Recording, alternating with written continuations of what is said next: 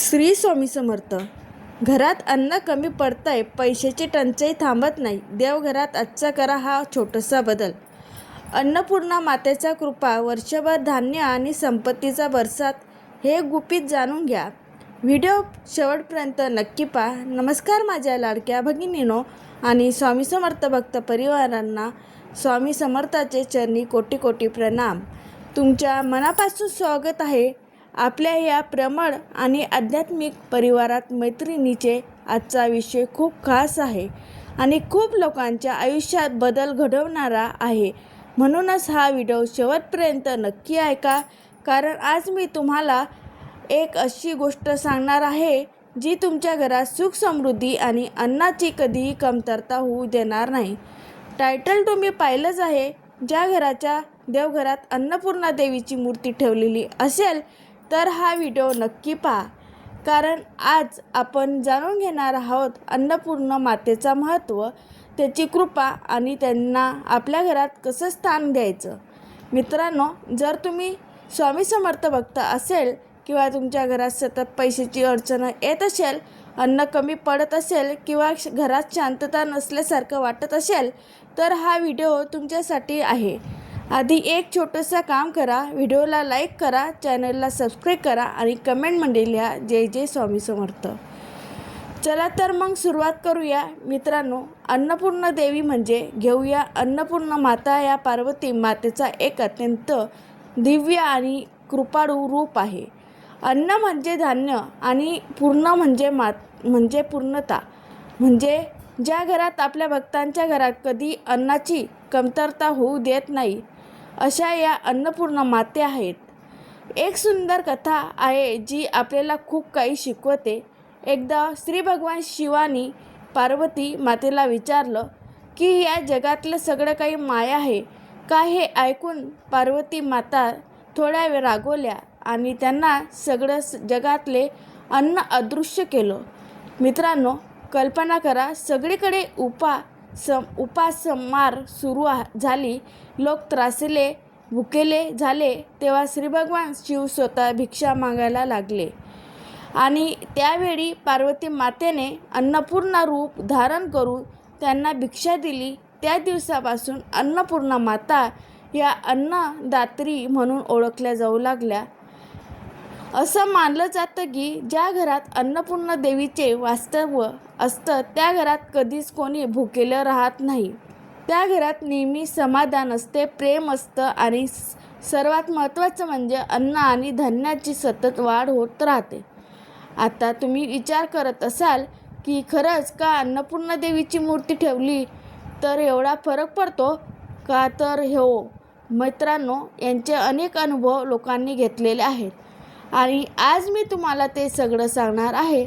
सर्वात पहिला म्हणजे महत्त्वाचा फायदा, घरात अन्नसंपत्ती कधीच कमी पडत नाही. कितीही परिस्थिती कठीण असली तरी घरात धान्य भरलेलं राहतं.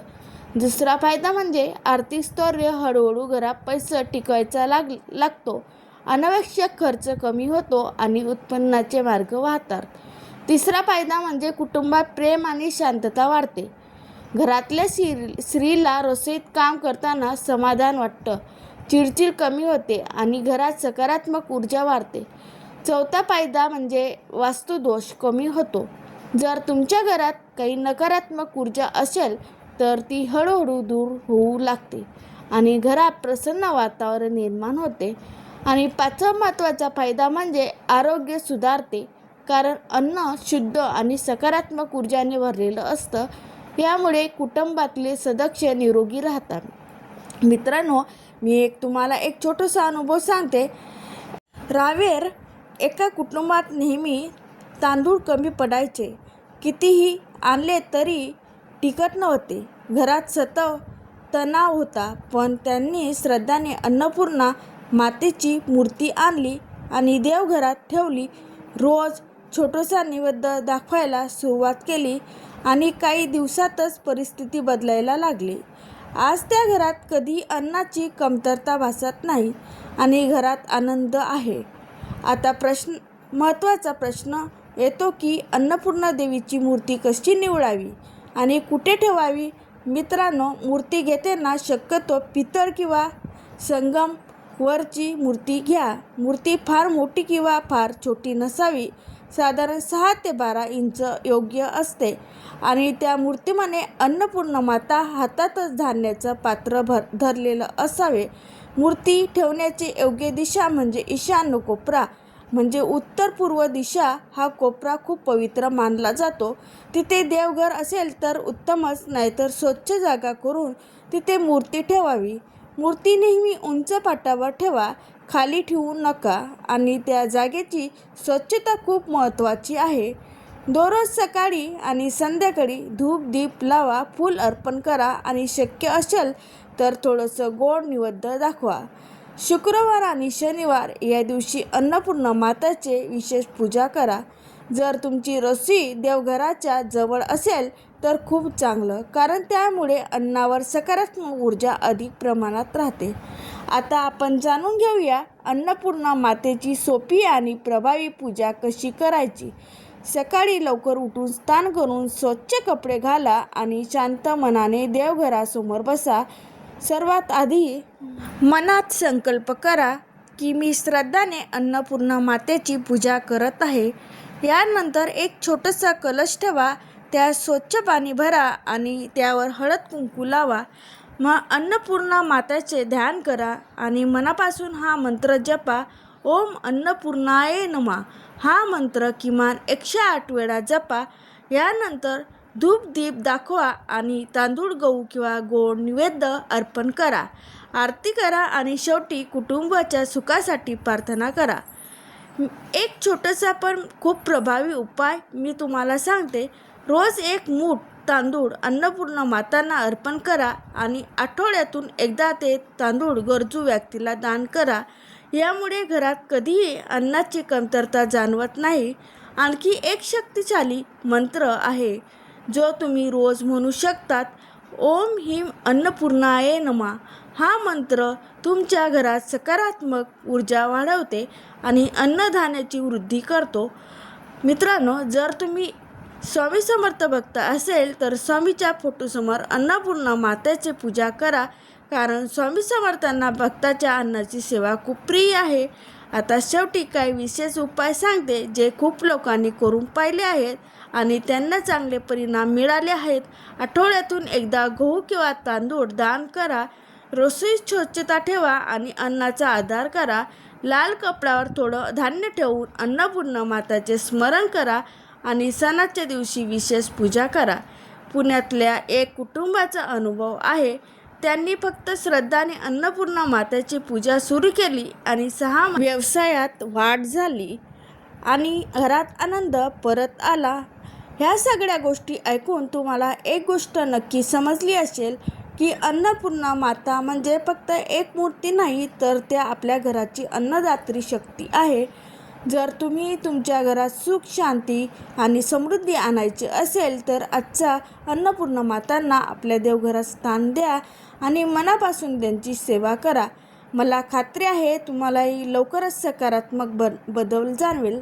आता तुम्ही मला कमेंटमध्ये नक्की सांगा की तुमच्या घरात अन्नपूर्णा माता आहेत का आणि तुम्हाला काय अनुभव आला. आता आपण आपल्या व्हिडिओतल्या सर्व शक्तिशाली आणि मनाला स्पर्श करणाऱ्या भागात प्रवेश करत आहोत. हा भाग तुम्ही मन लावून ऐका आणि शक्य असेल तर डोळे बंद करून अनुभव घ्या, कारण आता आपण अन्नपूर्णा मातेचे अत्यंत प्रभावी भजन आणि चालीसा जपणार आहोत. मित्रांनो, तुम्ही अनेकदा ऐकलं असेल की काही भजन आणि स्तोत्र इतकी शक्तिशाली असतात की ते आपल्या आयुष्यातले पूर्णपणे बदलून टाकतात. आणि त्यातले एक म्हणजे अन्नपूर्णा चालीसा. हे 40 चौपाईचे दिव्य भजन आहे. ते रोज मनापासून जपल्याने घरात कधीही अन्नाची कमतरता भासत नाही. घरात धान्याची व भरभराट होते आणि सर्वात महत्त्वाचं म्हणजे घरात समाधान आणि शांतता निर्माण होते. म्हणूनच माता, आता मी तुम्हाला विनंती करते की तुम्ही जिथे आहात तिथे शांत बसा. हात जोडून अन्नपूर्णा मातेचे स्मरण करा आणि माझ्यासोबत हा जप करा. तुम्ही मोठ्याने म्हणू शकता असाल तर खूप चांगलं, नाहीतर मनातल्या मनात जपा, पण श्रद्धा मात्र पूर्ण ठेवा. चला सुरू करूया अन्नपूर्णा चालीसा. जय अन्नपूर्णा माता, जय भवानी देवी, धान्य धामिनी जगाची पोषकिनी. तू विष्णू पत्नी पार्वती स्वरूपा, कशी नगरीत विराजमान तू. शिव भिक्षा मागी तूने धान्य दिले, भक्त भिक्षुकांना तू अन्न पुरवले. रसोई स्वामिनी ग्रहलक्ष्मी तूच, घरात तुझी मूर्ती सुख समृद्धी देत. जय अन्नपूर्ण अन्नदात्री माई, तुझ्या कृपेने भरते प्रत्येक थाळी. भुकेलेने अन्न देणारी माता, तुझ्या विना नाही कोणाची राखण करता. तू करुणामाई तू दयामयी, भक्तांच्या घरी वसेची सदैव तू आई. तुझ्या नामाचा जप जो करतो, त्यांच्या घरात कधी अभाव नसतो. तो अन्नपूर्णा तू जगदंबा, तुझ्या कृपेने सुखाचा संसार सागर नांदा. दीन दुःखाची तूच आधार, तुझ्या नामाने मिट्ट सर्वे भार. जय जय अन्नपूर्ण माता, भक्तांच्या जीवनात तूच विधाता. अशा प्रकारे तुम्ही ही चालीसा रोज म्हणू शकता. प्रत्येक चोपाईनंतर थोडा थांबा, घ्या आणि मनात अन्नपूर्ण मातेचे रूप पहा. हा अनुभव खूप शांत आणि समाधान देणारा असतो. आता आपण एक सुंदर भजन म्हणूया, जे खूप सोपं आहे आणि मनाला लगेच भावंत. तुम्ही सोबत म्हणू शकता. अन्नपूर्णा माई तू दया करा, घरात धान्य भरून घ्या माई. स्वामी समर्थाच्या कृपेने भक्तीने पूजा करा माई. अन्नपूर्णा माई तू दया करा, घरात सुख शांती दे माई. तुझ्या चरणी ठेवते माथा, कृपा तुझी राहू दे माई. मित्रांनो, हे भजन तुम्ही रोज सकाळी किंवा संध्याकाळी म्हणू शकता आणि बघा, हळूहळू तुमच्या घरात सकारात्मक बदल होतात. अनेक भक्तांनी अनुभव आहे. हे भक्त जप आणि भजन रोज केल्याने त्यांच्या घरात अन्नाची कधीच कमतरता जाणवली नाही आणि त्यांच्या व्यवसायातही वाढ झाली. म्हणून हा भाग तुम्ही स्किप करू नका. तुमच्या आयुष्यात बदल घडवणारा भाग आहे. आता तुम्ही कमेंटमध्ये नक्की लिहा जय अन्नपूर्णा माता आणि सांगा तुम्ही हा जप रोज करणार का. मला तुमचे अनुभव ऐकायला खूप आवडतील. चला तर मग पुढच्या भागात भेटूया. तोपर्यंत मनात एकच भावना ठेवा, अन्नपूर्णा माता माझ्या घरात सदैव वास करत. जय स्वामी समर्थ. जय अन्नपूर्णा माता. व्हिडिओ आवडला असेल तर लाईक करा, तुमच्या मित्रापर्यंत शेअर करा आणि चॅनलला सबस्क्राईब करायला विसरू नका. चला पुन्हा भेटूया अशीच एक नवीन व्हिडिओमध्ये. श्री स्वामी समर्थ.